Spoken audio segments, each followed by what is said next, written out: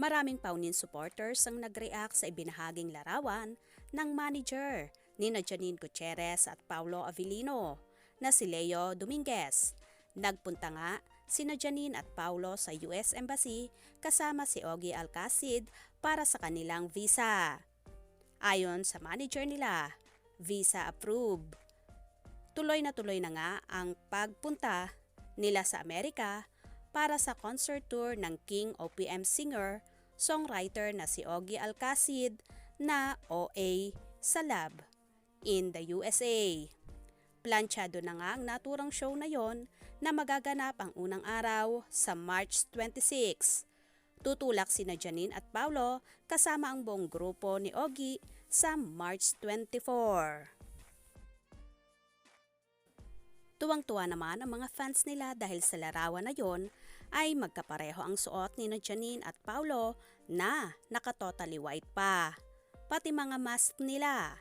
Kaya naman lalong na in love at kinilig ang kanilang mga supporters na talaga namang todo couples outfit ang dalawa. Narito at ating tunghayan ang iba't ibang komento.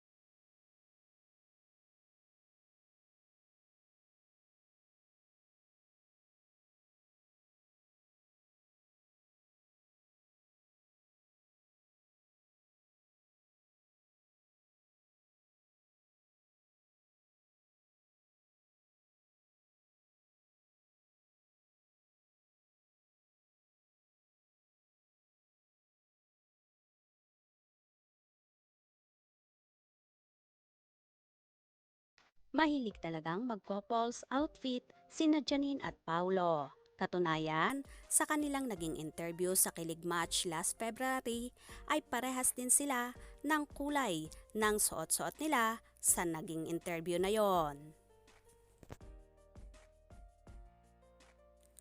Good luck sa inyo, Janine and Paulo, sa kauna-unahan nyong concert tour. Nagdiwa nga ang mga Paunin supporters sa larawang yon at todo kinilig. Feeling nila ay nag-date ang dalawa. Mga ka-scoop, anong magiging reaction nyo sa bidyong ito? Comment below.